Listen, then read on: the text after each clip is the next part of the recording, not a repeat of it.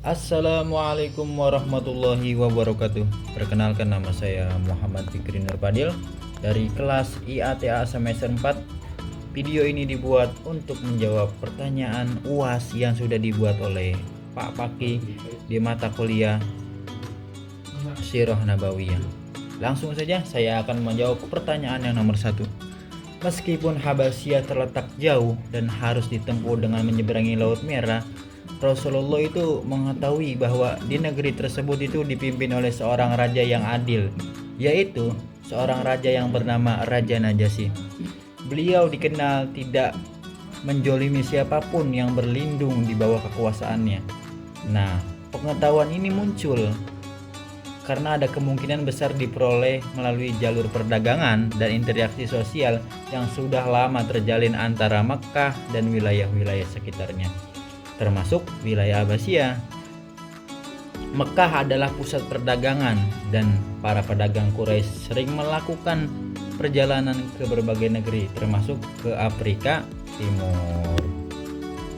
Nah, selain itu juga, menurut beberapa sumber sirah lainnya, inspirasi hijrah ini juga datang setelah turunnya surat Al-Kahfi yang mengisahkan tentang Ashabul Kahfi, sekelompok pemuda yang mencari perlindungan dan demi mempertahankan iman mereka. Kisah ini menjadi penguat spiritual dan simbolik bagi kaum muslimin untuk mencari tempat aman demi menjaga keimanan mereka.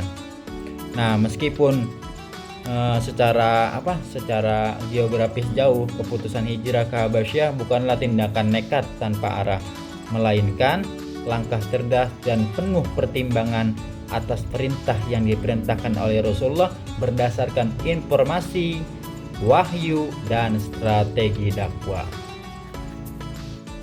Untuk pertanyaan yang nomor 2 tentang Bai'ah Aqabah, baik yang pertama Al-Ula maupun yang kedua As-Saniyah, itu merupakan sebuah tonggak penting dalam sejarah Kanjeng Nabi Muhammad SAW.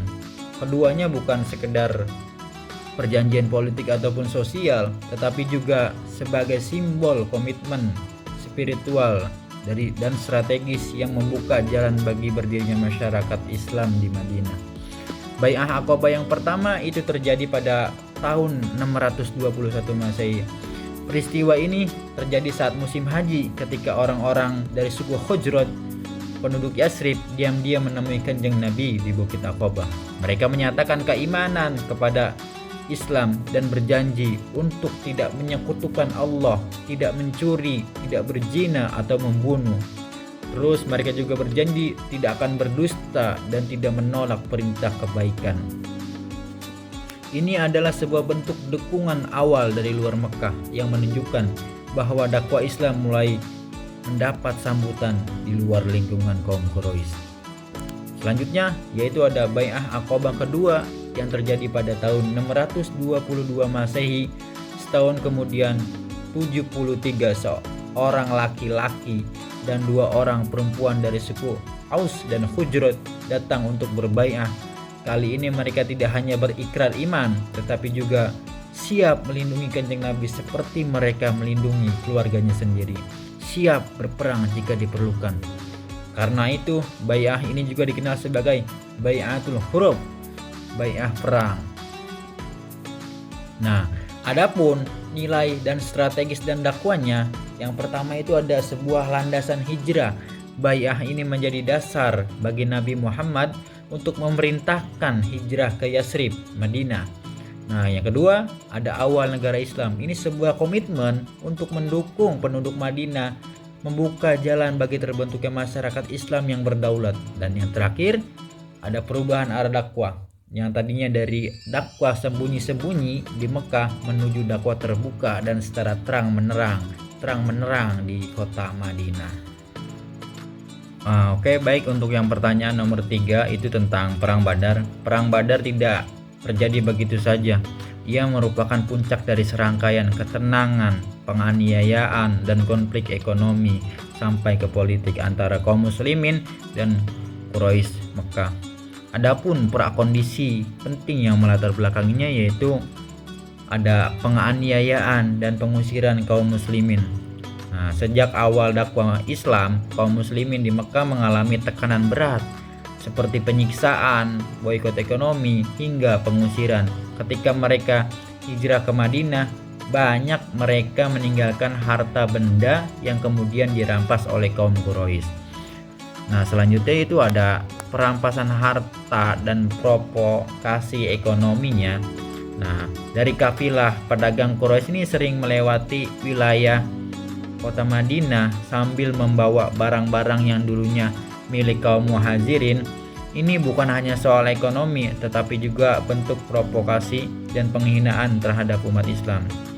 Selanjutnya itu ada upaya pencegatan oleh kafilah Quraisy. Nah, Kanjeng Nabi dan para sahabat awalnya hanya berniat untuk mencegat kafilah dagang Quraisy yang dipimpin Abu Sufyan sebagai bentuk balasan atas perampasan yang harta mereka diambil oleh kafilah Quraisy tersebut. Namun, Quraisy justru mengirim pasukan besar dari Mekah untuk menghadapi kaum muslimin. Sangat kejam itu. Nah, selanjutnya itu ada konsolidasi politik di Madinah. Setelah hijrah, Kanjeng Nabi berhasil menyatukan suku Aus dan suku Khuzraj serta menjalin piagam Madinah dengan komunitas Yahudi. Ini dapat memperkuat posisi politik umat Islam dan membuat kaum Quraisy merasa terancam oleh kekuatan baru yang sedang tumbuh yang telah digagas oleh Rasulullah. Selanjutnya itu ada dorongan moral dan spiritualitas. Nah, ini perang ini juga menjadi ujian keimanan kaum muslimin yang jumlahnya hanya sekitar 313 orang yang menghadapi pasukan Quraisy yang hampir 3 kali lipat lebih besar. Namun mereka tetap maju karena keyakinan bahwa mereka membela kebenaran dan kehormatan. Nah, jadi perang Badar ini bukan hanya sekedar pertempuran fisik, tetapi juga simbol perlawanan terhadap penindasan dari awal perubahan besar ke dalam sejarah Islam. Oke, untuk pertanyaan yang nomor 4, pertanyaan terakhir, saya akan menjawab pertanyaan yang terakhir, yaitu tentang istri-istri Nabi. Nah, istri Nabi itu ada 11. Yang pertama itu Khadijah binti Khuwailid. Itu menikah pada tahun 595 Masehi. Itu seorang istri pertama yang dinikahi saat Nabi berusia 25 tahun. Pernikahan ini berlangsung selama 25 tahun hingga Khadijah wafat. Selama bersama Khadijah, Nabi tidak menikahi wanita lain. Nah, yang kedua itu ada Sa'udah binti Jam'ah. Itu menikah sekitar tahun 619 Masehi. Sa'udah dinikahi setelah wafatnya Khadijah, seorang janda yang masuk Islam sejak awal. Selanjutnya yaitu ada Aisyah binti Abu Bakar. Nabi menikah dengan Aisyah binti Abu Bakar itu pada tahun 623 Masehi. Nah, itu satu-satunya istri Nabi yang masih gadis saat dinikahi. Pernikahan ini juga dapat mempererat hubungan dengan Sayyidina Abu Bakar. Itu seorang sahabat dekatnya Kanjeng Nabi. Selanjutnya itu ada Siti Hafsah binti Umar. Nah, pernikahan tersebut itu pada tahun 625 Masehi. Hafsah itu seorang putri dari Sayyidina Umar bin Khattab. Pernikahan ini juga sama seperti anaknya Sayyidina Abu Bakar untuk memperkuat ikatan dengan salah satu tokoh penting Islam, yaitu Sayyidina Umar bin Khattab. Selanjutnya itu ada Zainab binti Uzaimah. Nah, pernikahan tersebut itu sama tahunnya, itu terjadinya di tahun 625 Masehi. Nah, Zainab itu dikenal sebagai Ummul Masakin, ibu orang-orang miskin. Terus beliau juga wafat beberapa bulan setelah menikah. Selanjutnya itu ada Ummu Salamah Hindun binti Abi Umayyah. Itu juga terjadi pernikahan tersebut itu di tahun yang sama pada tahun 625 Masehi. Ummu Salamah itu seorang janda cerdas dan bijak, banyak sekali meriwayatkan hadis-hadis. Nah, selanjutnya ada Zainab binti Jahsh, itu menikah oleh Kanjeng Nabi pada tahun 627 Masehi. Pernikahan ini diperintahkan langsung oleh Allah. Itu ada di surat Al-Ahzab di ayat 37. Setelah ia bercerai dari Zaid bin Haris. Selanjutnya itu ada Zuwairah binti Al-Haris, itu menikah pada tahun 628 Masehi. Zuwairi itu putri pemimpin Bani Mustalik. Pernikahan ini membawa banyak sekali kaumnya masuk Islam.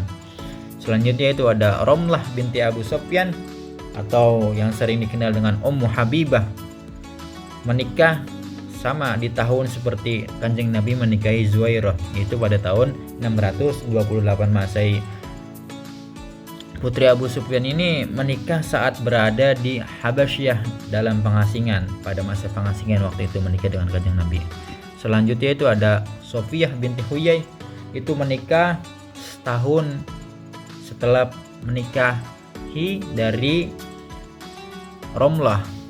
Kanjeng Nabi lalu menikah dengan Sofiyah itu pada tahun 629 Masehi dari keturunan Bani Israel. Pernikahan ini terjadi setelah perang Khaybar. Selanjutnya yaitu ada Maimunah binti Al-Haris, menikah juga di tahun yang sama 629 Masehi seperti Sofiyah binti Huyai. Ini istri terakhir Nabi. Pernikahan ini terjadi setelah Umrah Qadha. Kiranya itu yang bisa saya sampaikan, kurang lebihnya mohon maaf. Wallahu muwaffiq ila aqwamit thoriq. Wassalamualaikum warahmatullahi wabarakatuh.